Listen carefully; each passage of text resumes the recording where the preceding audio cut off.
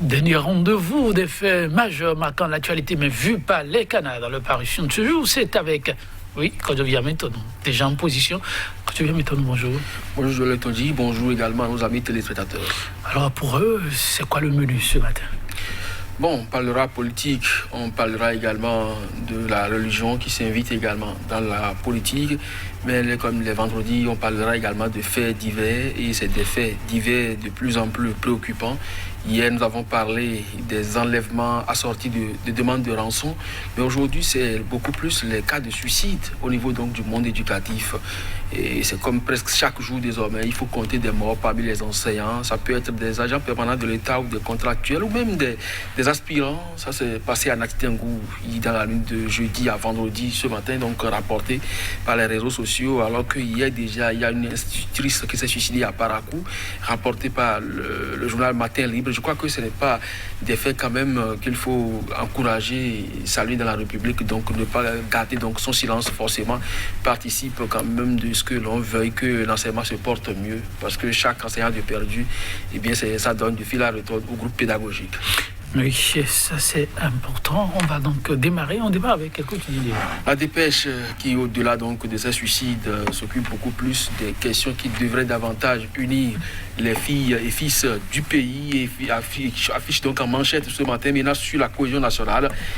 Tolérance et consensus, du vent sous la rupture. Rappelez-vous que déjà hier, avec le Matin Libre, on avait parlé du vent pour ce qui concerne un certain nombre de dossiers dans la nation.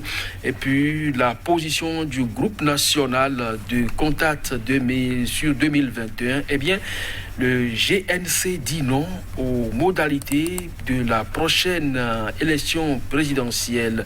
Et c'est bien sûr ce qui concerne la question beaucoup plus du parrainage et du duo à la présidentielle. La Loupe, organisation de la présidentielle de 2021 au Bénin, les institutions invitées à la culture de l'esprit du consensus. Le journal Le Matin, confidentialité du parrainage par la présidentielle, pour la présidentielle de 2021 au Bénin. La Sénat rassure des députés toujours inquiets, et puis pour plus de résultats et d'efficacité dans le contrôle de l'action gouvernementale, les parlementaires changent de stratégie vivement.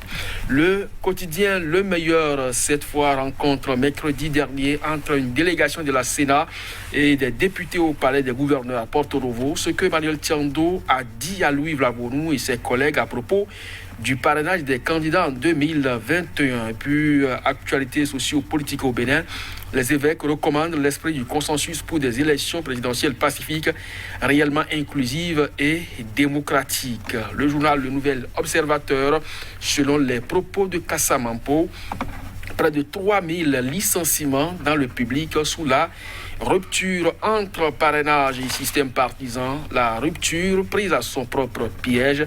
Les députés ne comprennent pas le parrainage, la corruption en vue, se demande donc ce journal. Et puis Bénin, le système éducatif en danger, s'exclame ce canard. Le pays émergent cette fois pour non-respect des engagements du gouvernement. Les enseignants aspirants déposent la craie.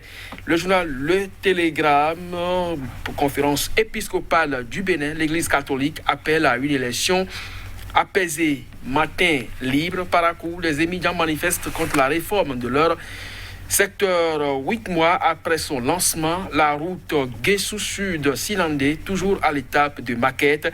Les populations s'impatientent. La direction des infrastructures tempête. Et puis Parakou, Katienima, une institutrice se suicide. Situation politique nationale. Les recommandations de la CEB, c'est la conférence épiscopale du Bénin, je vous l'ai dit. Et c'est donc avec ce Matin Libre que nous allons refermer la une pour le compte de ce matin. Merci à vous, Kodjovia Métonou. Vous fermez la une sur Matin Libre.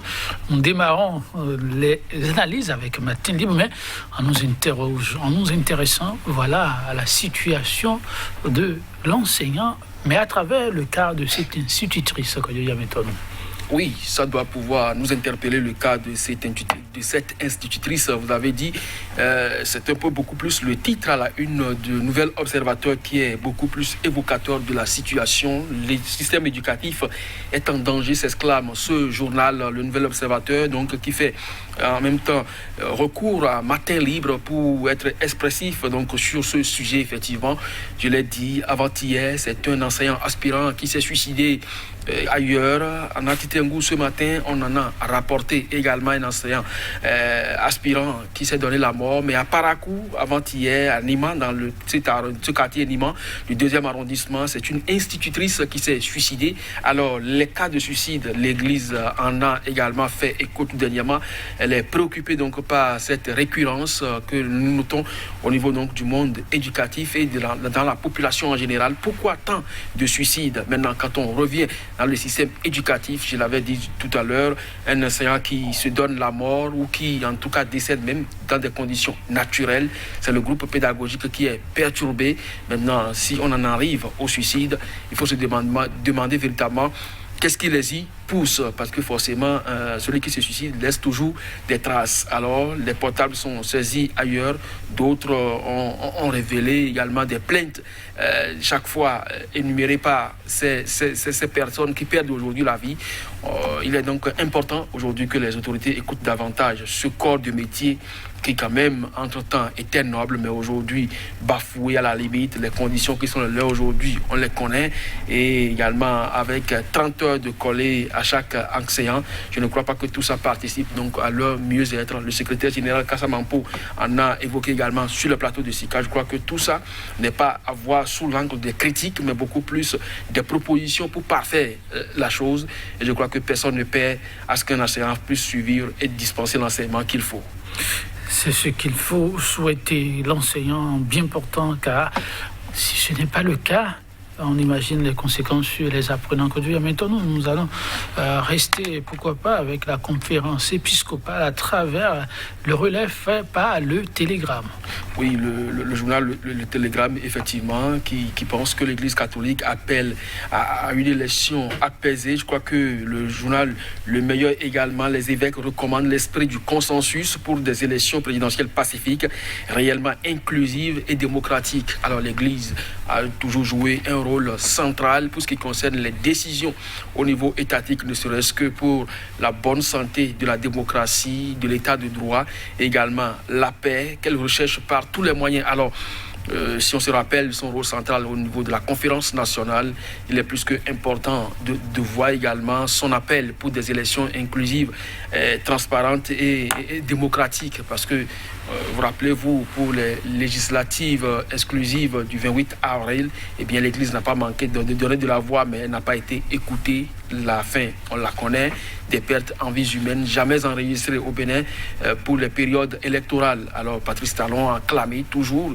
et cette volonté de voir les moments festifs qui caractérisent les périodes électorales, nous croyons plus que jamais que cette fois, cela doit pouvoir donc se traduire en acte pour qu'une fois sous la rupture, on ait des élections quand même qui appellent à la fête.